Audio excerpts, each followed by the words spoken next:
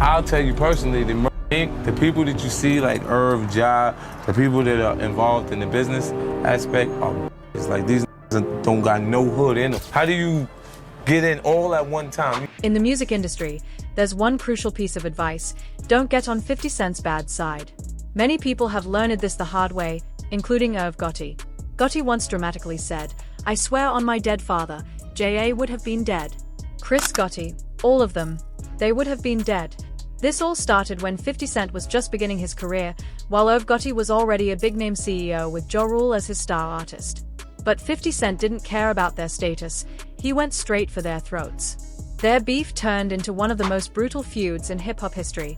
According to 50 Cent, the people involved in the business aspect have no hood in them. The drama included diss tracks, street fights, and wild accusations. For example, there was a time when Irv Gotti and his crew went looking for 50 Cent to cause trouble. Tony Yayo said that Irv Gotti and his men were lucky to walk away that day, calling it divine intervention. He mentioned that things could have ended much worse for Irv and his crew. Yayo explained, "If I'm 50 and you come running into the studio like that, we're going to squeeze." What a wild and intense story from the world of hip-hop. Microphone fire. "I swear on my dead father, Ja Rule and Chris Gotti would have been dead. They were really lucky." Irv and his crew told their side of the story, saying they beat 50 Cent and even stabbed him. They claimed 50 Cent filed a restraining order against them, calling him a snitch. Irv said, "If you ask me about 50, I'll tell you he's been talking to the police. It wasn't a big deal, just a little fight." But he still went to the cops and pressed charges. The truth is, 50 Cent did get injured, but it was just a scratch, not a serious stab wound. Tony Yayo said, "They say 50 got stabbed that day, right? No, he didn't get stabbed. He got cut." Calling it a stabbing made it sound worse than it really was. The so-called scrap resulted in 3 stitches. Then there's the infamous shooting incident. 50 Cent getting shot 9 times is one of hip-hop's most talked-about stories. While Supreme McGriff, a notorious street figure, was the main suspect. You make everybody that you feel like is somebody go, who's 50 Cent? Ja Rule and them would have been dead, because somebody, either me or 50 gonna squeeze. You come running behind the attack. Many speculated that Irv Gotti might have been involved too. Why? Well, Irv and Supreme were close, so the idea of Irv being involved didn't seem too far-fetched. Moreover, Irv didn't help his case when he commented that it must have been Satan who saved 50 after the shooting. To many, that sounded like he wished 50 hadn't survived. Was it just a scratch? Irv Gotti might have claimed it was, but 50 Cent needed 3 stitches. And then there was the infamous shooting. 50 Cent getting shot 9 times is one of hip-hop's biggest stories. While Supreme McGriff, a notorious street figure, was the main suspect, some thought Irv Gotti was involved too. Why? Irv and Supreme were close friends, so it seemed possible. Plus, Irv didn't help his case when he said, it must have been Satan who saved 50 after the shooting. To many, that sounded like he wished 50 hadn't survived. But whether or not Irv was involved in the shooting, one thing was clear: 50 Cent wasn't going to let it slide. After recovering, he came back strong. He didn't just go after Irv Gotti, he went after their whole record label and nearly destroyed it. By the time everything settled, 50 Cent was on top. Today, he's a massive mogul, while Irv Gotti's influence has faded. Now, according to Chris Gotti, Irv's brother, the whole feud might have started over a small snub at a party. Back in the day, the label was shooting a music video for J.A. Rule's For Life. Afterward, they threw a party in Queens, and 50 Cent, who was still pretty unknown, was invited because he knew some of the crew. Chris Gotti said, "We had a party at Amazura in Queens, and 50 knows Black Child. He knows CD, so he was invited." At the party, 50 greeted Ja Rule, and while J.A. responded, he didn't make a big deal out of it. Chris thinks that's where the beef started. He believes 50 didn't like the way he was treated. The way Ja Rule reacted made 50 Cent feel slighted. According to Chris Gotti, this is when 50 started throwing disses their way.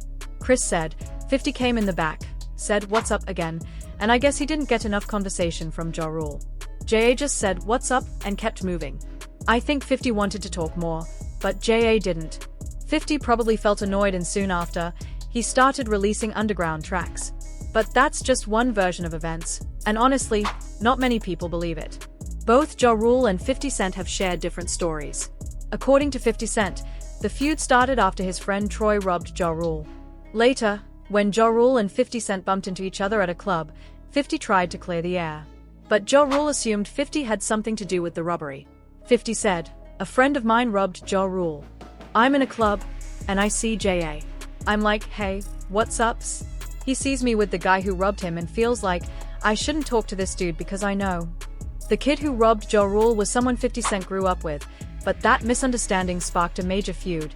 Soon enough, 50 Cent and Ja Rule were trading disses back and forth. As the beef heated up, Irv Gotti felt the need to defend Ja Rule. At that time, Ja Rule was already a big name in the industry, and 50 Cent was still trying to make his mark. They probably thought they could crush him easily. Spoiler alert, they were wrong. Irv Gotti took extreme measures to try to shut 50 Cent down. He admitted to blackballing 50 from getting signed by major record labels. Irv used his connections and influence to block 50 at every turn. The kid who robbed Ja Rule was someone 50 Cent grew up with. But that misunderstanding lit a spark. Soon, 50 Cent and Ja Rule were dissing each other left and right. As the beef heated up, Irv Gotti stepped in to defend Ja Rule. Back then, Ja Rule was a big star, and 50 Cent was just starting out. They probably thought they could crush him easily. Spoiler, they were wrong. Irv Gotti took things to extremes to try to stop 50 Cent. He admitted to blackballing 50, using his connections to keep him from getting signed by major labels. But despite all that, 50 Cent was unstoppable. He survived and flipped the script entirely. He became a global sensation with hit albums and successful businesses. He didn't just win the beef, he crushed their entire empire. Today, 50 Cent is a household name. While Irv Gotti and his crew struggle to stay relevant, Irv still seems bitter about how things turned out. He often appears in interviews trying to rewrite history. One moment, he's saying he's at peace and full of love. The next, he's throwing shade at 50 Cent. Irv says, "I'm a happy guy with a beautiful family." But the guy who claims to be the toughest got beat up, ran to the cops, and pressed charges on us. Fans have called him out for being two-faced. Many people argue they don't blame 50 Cent for still clapping back.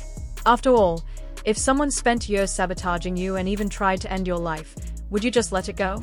Making small-time media appearances, letting everyone know he was coming for Ja Rule. Around this time, JA began to publicly acknowledge 50 but dismissed him as just someone trying to get attention. But 50 wasn't backing down. He doubled down on the disrespect, clapping back in interviews and calling Ja Rule a fraud who couldn't match his street cred. As the trash talk continued, tensions between the two rappers boiled over. They were both booked to perform at the same venue in Atlanta and ended up running into each other at a hotel. What followed was a tense confrontation, with Ja Rule expressing his anger over 50's diss tracks. Things got wild when Ja Rule, holding a baseball bat, confronted 50. He had brought the bat on stage earlier. As the situation escalated, 50 decided not to let Ja Rule swing that bat.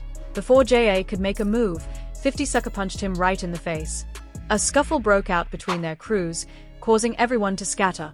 Now, this is where the stories start to diverge. According to Ja Rule, 50 Cent started clout chasing after the fight, telling everyone he had snatched JA's chain. JA denied this, claiming that both he and 50 dropped their chains during the scuffle, and some people said 50's crew picked up JA's chain. JA said, "I had the chain going around the hotel. Everyone had it. Maris, his son, everybody. It was just being passed around in the hood." Their next major run-in was the hit Factory Studio saga, where chaos ensued, and 50 got scratched by a kitchen knife. Unfortunately, some non-gangster, more professional individuals were also in the studio working with G-Unit and ended up getting injured in the chaos. One of these non-gang folks filed a police report, which led to Black Child being arrested for the stabbings. As a result, the NYPD issued an order of protection against anyone involved, forcing them to stay away from 50. A scuffle broke out between their crews, causing everyone to scatter. Now, this is where the stories start to diverge. According to Ja Rule, 50 Cent started clout chasing after the fight, telling everyone he had snatched JA's chain.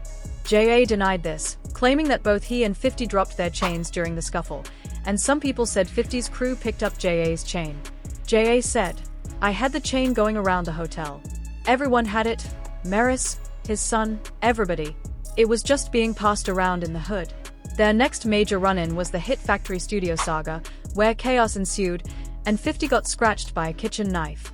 Unfortunately, some non-gangster, more professional individuals were also in the studio working with G-Unit and ended up getting injured in the chaos. One of these non-gang folks filed a police report, which led to Black Child being arrested for the stabbings. As a result, the NYPD issued an order of protection against anyone involved, forcing them to stay away from 50. That document became key in the ongoing beef with Ja Rule and others, who used it to claim 50 Cent had snitched on them. But as serious as things were with Ja Rule and his crew, the streets were becoming even more dangerous for 50 Cent. 50 was starting to build a buzz with his music, especially after dropping How to Rob with the Mad Rapper in 1999.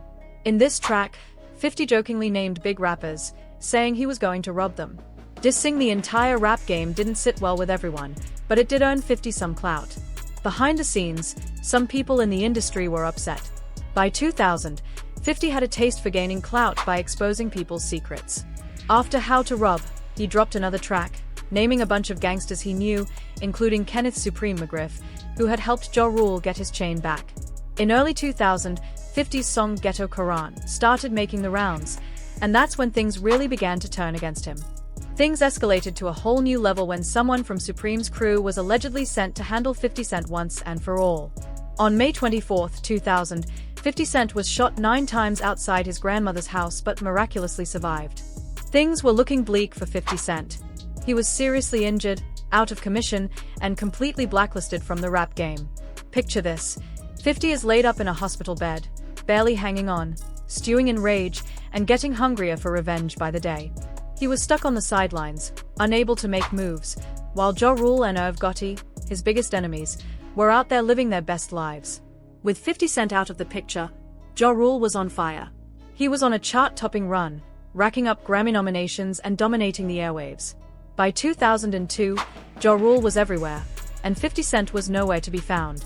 But what Ja Rule and Irv Gotti didn't know was that 50 was lurking in the shadows, sharpening his skills and plotting a massive comeback. After getting shot and blacklisted, 50 Cent was persona non grata in the industry. Nobody wanted to work with him. In fact, things were so bad that he had to go all the way to Canada just to find a studio that would let him record. Up there, away from all the drama, 50 Cent started laying the groundwork for his return. He recorded dozens of tracks, planning every move carefully. The first song he dropped after getting shot was fittingly titled F********U. It was part of his mixtape Guess Who's Back, which mixed old and new tracks that he distributed on his own.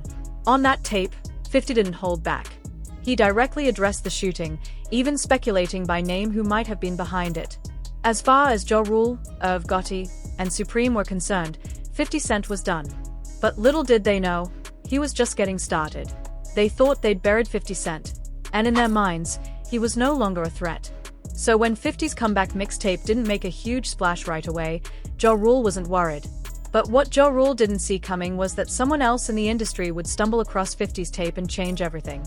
In 2002, 50 Cent's lawyer sent a copy of Guess Who's Back to Eminem's manager, Paul Rosenberg. When Eminem heard it, he was blown away. Without wasting any time, Eminem flew 50 out to LA to work with him and Dr. Dre. And well, the rest is history. That trip changed everything for 50. He ended up signing a $1 million deal with Eminem and Dr. Dre, officially joining the Interscope and Shady Records family. From that point on, 50 Cent was heavily mentored by 2 of the biggest names in the game. They helped him craft his debut album, a true masterpiece. But before they got too deep into the process, Eminem and Dr. Dre sat 50 down for a real talk, man to man. They told him to stay focused and avoid getting into beef with Ja Rule. Eminem would later reference their conversation in his song like Toy Soldiers, but 50 being 50, he couldn't just let it slide. He started throwing subliminal shots at Ja Rule, just little jabs here and there. Naturally, Ja Rule and Murder Incorporated didn't take it lying down. They started dissing 50 right back, spreading stories about how he got stabbed at the Hit Factory and filed an order of protection afterward. They tried to spin it like 50 was a full-blown snitch, saying he specifically asked for a restraining order against Ja Rule and Irv Gotti. Their offices were raided as part of a massive investigation trying to link Irv and Chris Gotti to Kenneth Supreme McGriff, who had just been arrested while on the run. The government was trying to paint Murder Incorporated as more than just a record label. The authorities wanted to prove that Murder Incorporated was more than just a music label. They claimed it was a front for criminal activity. Suddenly, Irv and Chris Gotti found themselves in the fight of their lives, accused of laundering drug money for Supreme. On top of that, they were linked to a much darker narrative, the attempt on 50 Cent's life. According to court testimony, Supreme McGriff bragged about being behind the hit. A former associate, John Reagan, took the stand and shared chilling details about the attack. He described how McGriff and his team of shooters met up after the ambush, assuming 50 was dead. McGriff reportedly said, "I got him." Rajan testified that at first, he didn't know who McGriff was talking about. Then McGriff explained it was 50 Cent. He had been hit so many times, and there was so much blood, they were convinced there was no way he could survive. Rajan went on to describe how McGriff talked about 50 squirming and trying to shield himself from the bullets with his hands. Meanwhile, the authorities were trying to tie the Gotti brothers to the shooting as well. They claimed there were text messages flying back and forth. The authorities claimed there were text messages flying between Irv, Chris, McGriff, and their associates within half an hour of the attack. It wasn't looking good for the Gottis, who were also accused of laundering McGriff's dirty money through Murder Incorporated. With all his assets frozen and his reputation in tatters, McGriff couldn't afford a proper lawyer and ended up with a court-appointed attorney.